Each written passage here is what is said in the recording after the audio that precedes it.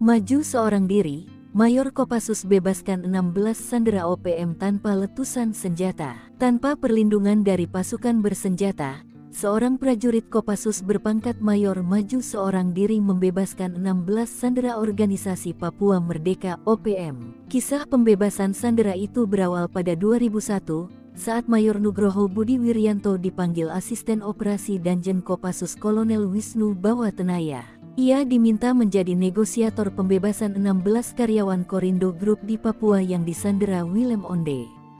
Panglima Organisasi Papua Merdeka OPM Merauke. Dari 16 sandera, 3 diantaranya warga Korea Selatan, salah satunya Lee Jong Myon yang merupakan pimpinan Korindo. Ini tiketmu, ini biaya operasionalmu.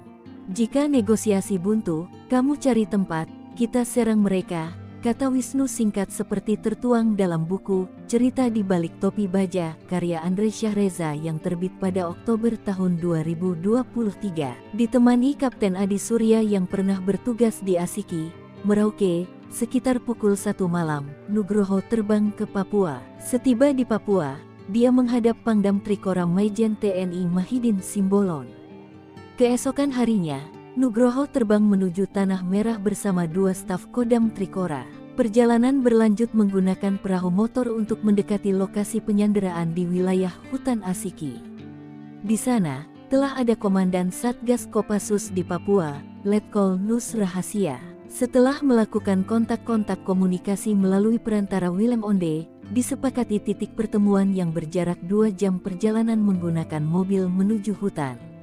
Tiba di lokasi Nugroho Ces melihat sekelompok anggota OPM keluar dari persembunyian. Mereka yang dilengkapi senapan M16 itu menggeledah Nugroho yang cuma membawa berbungkus-bungkus nasi padang.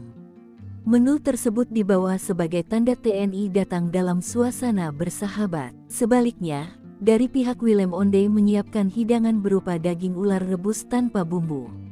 Nugroho sekuat tenaga menyembunyikan rasa jijik saat mengunyah dan menelannya. Willem Onde sepakat untuk melepas 3 sandera, yakni 2 warga Korea dan seorang WNI. Syaratnya, saat pelepasan tidak ada polisi dan anggota TNI yang mendekat. Singkat cerita, Nugroho berhasil mengamankan dan membawa 3 sandera yang disepakati.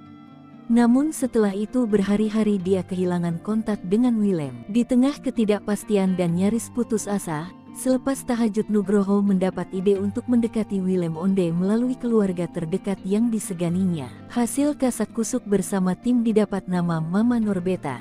Dia tergolong tantenya yang sehari-hari menjadi ASN. Willem Onde akhirnya setuju untuk melepas para sandera, termasuk Merli Jong Myon yang tubuhnya sudah kurus dan lunglai, kata Nugroho. Sejumlah media memberitakan pembebasan berlangsung pada hari Minggu siang, tanggal 28 Januari tahun 2003. OPM mengajukan 3 tuntutan, yaitu uang tebusan $2 juta, penarikan pasukan Brimob dari Asiki, pedalaman Merauke, Irian Jaya, yang juga menjadi lokasi PT Korindo, dan penghentian penebangan kayu di hutan sekitar Asiki. Dari $2 juta yang diminta, Nugroho mengusulkan kepada Korindo agar disiapkan $20 juta saja dalam pecahan uang kertas Rp100 yang berwarna merah. Uang tersebut dibuntal dalam karung besar, tak seperti operasi Mapenduma yang diikuti Nugroho pada 1996.